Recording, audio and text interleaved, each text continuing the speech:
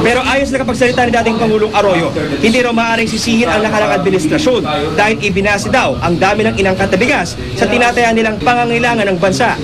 Ang hinihiling lang po namin, kung nais talaga nating tumahak sa daang matuwid, ituwid po natin ang datos dahil yun po ang pinanggagalingan ng lahat ng mga magiging desisyon at pulisiya din. John Consulta, Nakatutok, 24 Oras. Umalma ang ilang magsasaka sa umunoy pagkabulok ng bulto-bultong bigas sa bodega ng NFA. Sana raw sa kanila na lang bumili ang gobyerno sa halip na nag-angkat. Nakatutok si Bernadette Reyes.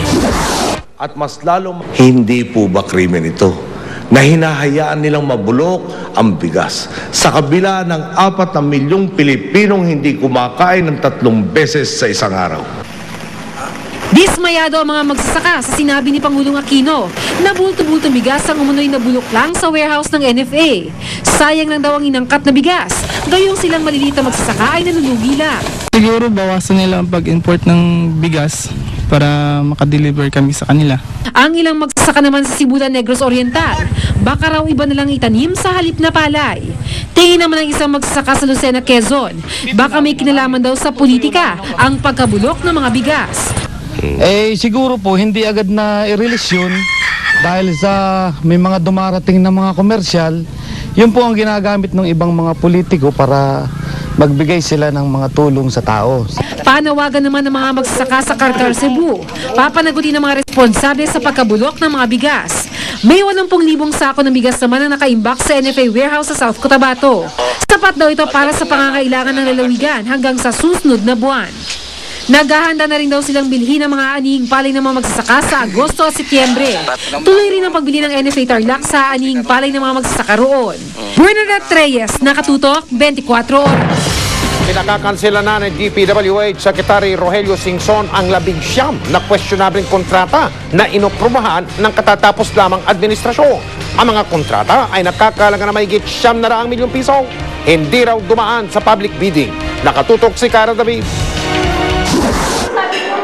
2 linggo bago bumaba sa pwesto si Pangulong Arroyo, may mga kontrata pa sa DPWH na napirmahan at naaprubahan. 19 na kontratang nagkakahalaga ng 934 million pesos. Ang problema, ayon sa bagong DPWH Secretary, hindi dumaan sa bidding ang mga ito. The contracts were signed June 18 and the SARO, which is the release for allocation from DBM, came in June 25. Awarded na yung mga iba nga pinapaumpisahan na even without the SARO. Ibig sabihin, may kontratista nang napili kahit hindi pa aprobado ng Department of Budget ang pondo. Kaya pinakakansila na ni Singson ang 19 na kontrata. Ani Singson, kalakaran na raw sa DPWH ang gumawa ng mga proyektong hindi dumadaan sa bidding. Negotiated contract daw ang tawag dito. Pero hindi na raw ito pwede sa ilalim ng bagong administrasyon. Nang suriin namin ang listahan ng mga proyekto, makikitang 3 contractors ang paulit-ulit na nakakakuha ng kontrata. Mahigit 1/3 ng kabuang 934 million peso budget o 375 million pesos ay nakuha ng isang contractor lamang, ang Northern Builders.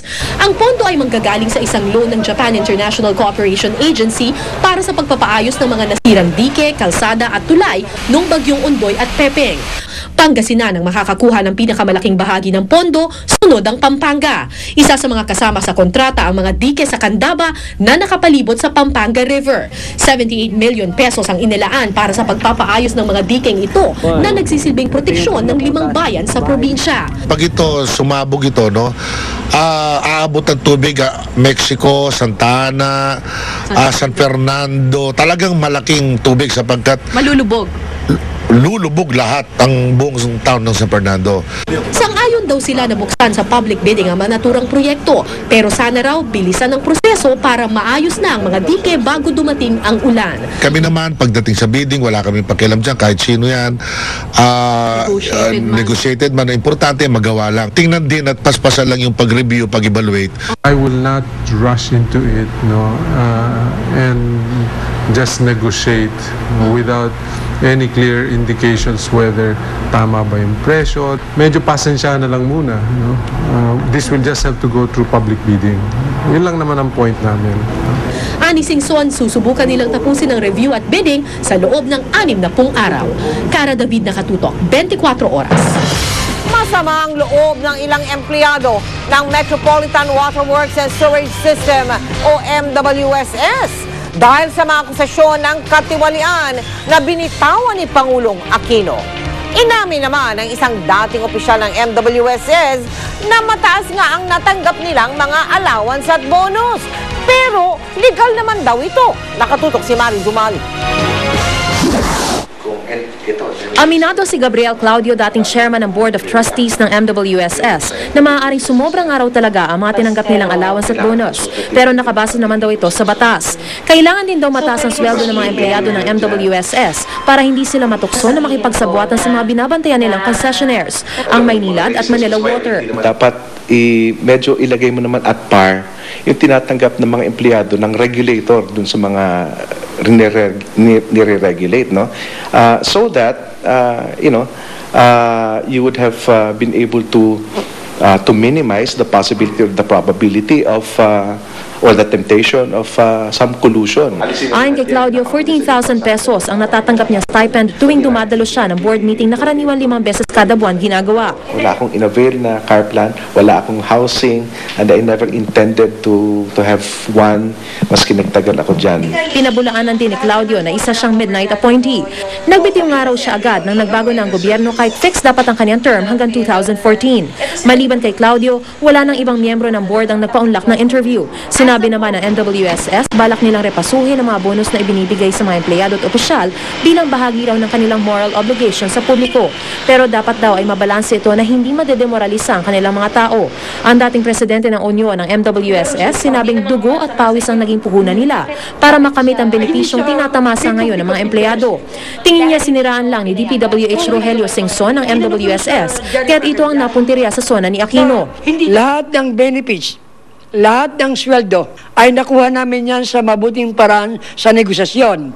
At walang sino mang may karapatan para ibaba o bawiin ang mga benefits yan na nakuha ng Union sa pamamagitan ng CBA. Siya ay nagdamdam ng question at inilagay namin sa dyaryo na conflict of interest dahil siya ay dating Maynilad. Pinabulaan na naman ito ni Secretary Singson. Kusa raw siyang nagbitiw bilang chairman ng Board of Trustees dahil may alingas-ngas na.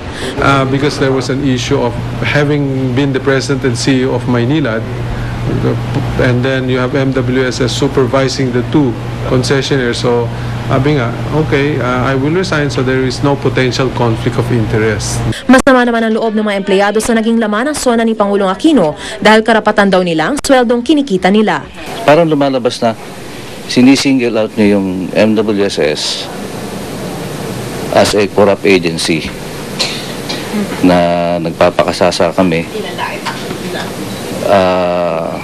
sa mga benefits na nakukuha namin sa mga tax ng taong bayan. Na hindi naman totoo. Para sa mga anak namin, nakakaawa kung kantsawan sila. Parang magnanakaw mga magulang. Masakit po yung kami, nagtatrabaho kami ng maayos at hindi kami nagnanakaw. Mariz Umali, Nakatutok, 24 oras. Tumaas na naman ang presyo ng mga produktong petrolyo. 50 sentimo kada litro ang dagdag presyo sa regular gasoline, diesel at kerosene. 25 sentimo naman sa kada litro ng premium at unleaded gasoline. Ipinatupad ito ng Chevron, Petron at Sea Oil kaninang alas 6 ng umaga. Resulta raw ito ng mataas na presyuhan sa pandaigdigang pamilihan. Kaligtasan mo sa Alerto 24. Isang lalaki ang malubhang nasugatan matapos ma-hit and run ang isang kotse sa lungsod ng Quezon. Si Oscar Oira, naka-Alerto 24. Tinakbuhan man ng nakasagasa sa kanya, marami naman ang tumulong sa lalaking ito. Bukod sa mga rescuer, tumulong din ang mga bumbero, sundalo at ilan pang tao sa bahaging ito ng Camias, Quezon City.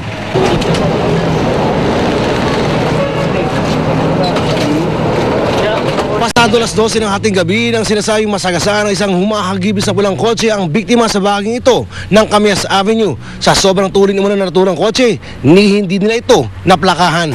Sa itsura pala ng biktima, halatang di biro ang tinamo niyang pinsala. Kaya naman ang mga sumaklolo, walang inaksayang sandali. at agad siyang isinakay sa ambulansya para maisugod sa pinakamalapit na ospital. Ayon sa mga sundalong napasugod sa lugar, ang biktima ay isang civilian employee ng Viluna Hospital. Tumatawid daw ang biktima nang mangyari ang aksidente. Mabilis na yung takbo ng sasakyan? Mabilis nga eh. Hindi nga napansin yung plate number. Under observation sa ospital, ang biktima. Umaasa naman ang mga otoridad na makukonsensya ang nakasagasa nang sa gayoy matulungan ang kanyang nadisgrasya. Oscar